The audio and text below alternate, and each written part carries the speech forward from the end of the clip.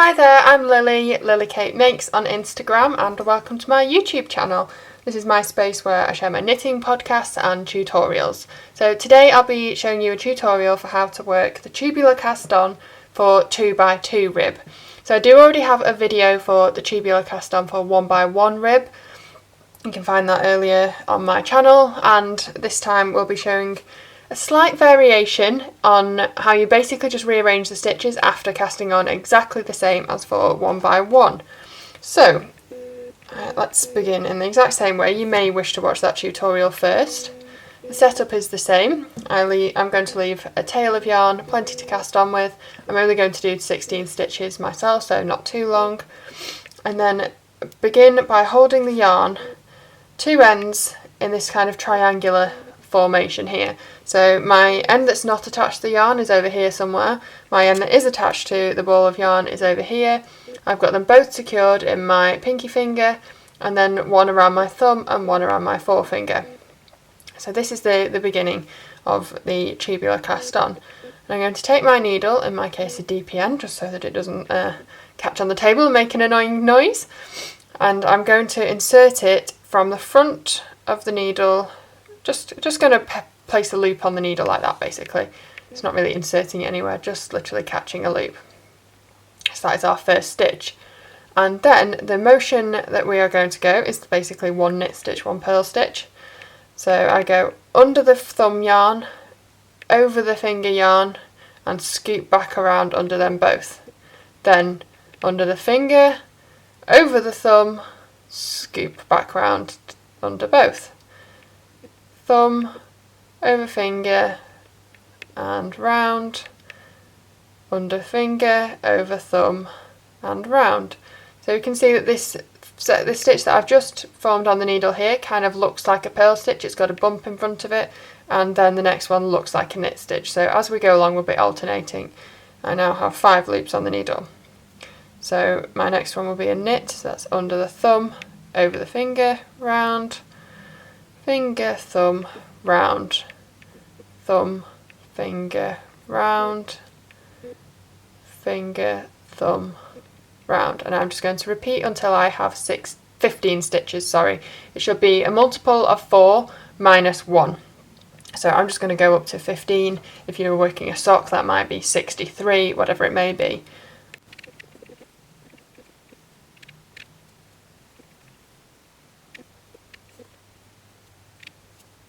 So I've just ended with 15 stitches on the needle now, and you can see that my last stitch has been formed from this thumb yarn here. That is the yarn that is around the needle on the last stitch. So to secure it I will need to use the finger yarn just to make a loop. So I'm not going to do like I was doing before where I dip the needle under. I'm just going to catch a loop through here, and that will just secure that in place. So now we are ready to work the setup rows, which even if your project is in the round, such as a sock or a sleeve, I would still recommend working these setup rows flat for the entire of the cast on process, and then joining the round once you're done. It's just far easier, and the tiny little difference it makes is not worth the hassle. So turn to work back the other way. Now the tubular setup rows again are exactly the same as for the 1x1 rib version.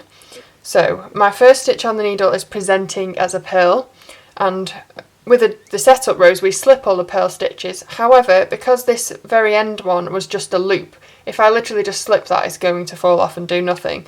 So all I need to do is take this piece of yarn, bring it over the front, and just place it over there so that it's gone around the front of that stitch, and that will just anchor it in place.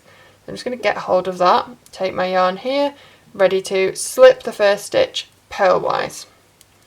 Then bring my yarn to the back. And now we will be repeating slip one stitch purlwise and then knit one across the row. However, the knit stitches will all be looking twisted on the needle, so we need to knit those through the back loop in order for it to turn out straight. So I'm going to knit one through the back loop, yarn to front, slip one purlwise, yarn to back, knit one through back loop, yarn to front, slip one purlwise, yarn to back,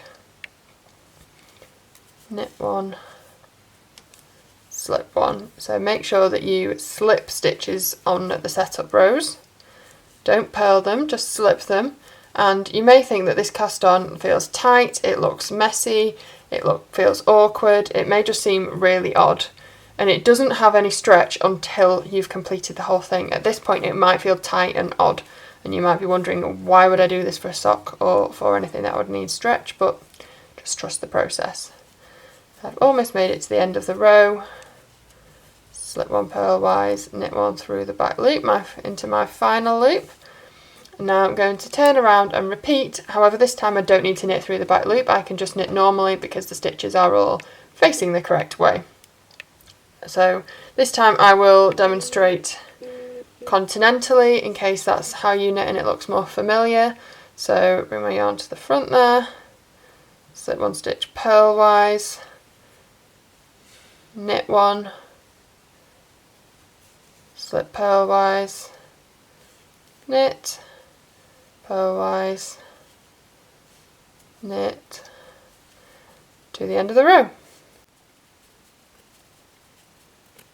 I've just worked my two setup rows alternating a slip stitch with a knit stitch, and now I'm ready to rearrange the stitches into a 2x2 rib formation rather than the 1x1 rib that they are currently in. So this is the part where it differs from a regular 1x1 rib tubular cast on.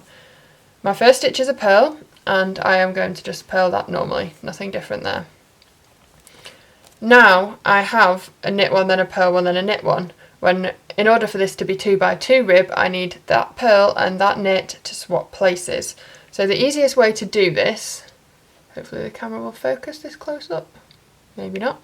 So just catch the back loop of the second stitch on the needle, and then I'm going to pull this first loop off through here. Don't let it go anywhere, it shouldn't go far.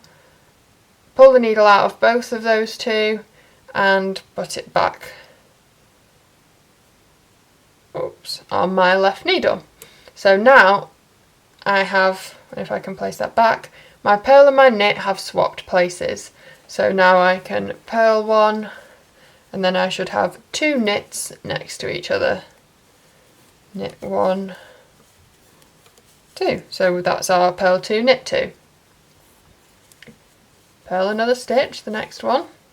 Now we need to swap, so I'll show again. Insert my needle into the back of the second stitch, pull it out into the front and place it back.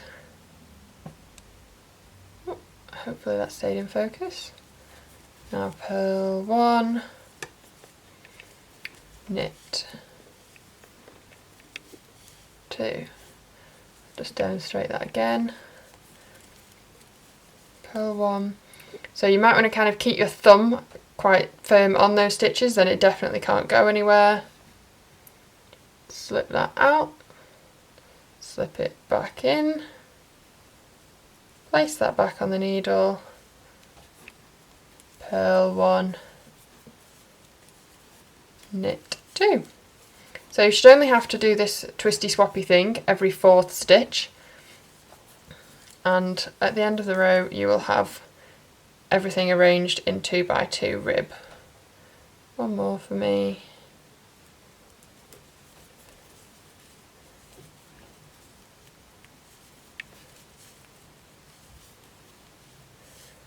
So this is the point where I would now join to work in the round. For example, in my sun up socks pattern, they worked in 2x2 rib and beginning with a purl stitch. So I would now distribute these stitches around my DPNs, magic loop, whatever it may be, and begin working here with the two purls. See the beginning of the edge, it still looks kind of all over the place at this point, but when you've done a few rows it looks neater. So I will do a couple of rows of rib now and show you how it looks. And here it is after I've completed a few rows with a totally neat, rounded, seamless edge that looks the same on both sides. I'll just show you how it looks on a sock, and as you can see here it's nice and neat and very stretchy on an actual sock too, so that shouldn't be a problem going over the ankle at all. Thanks for watching!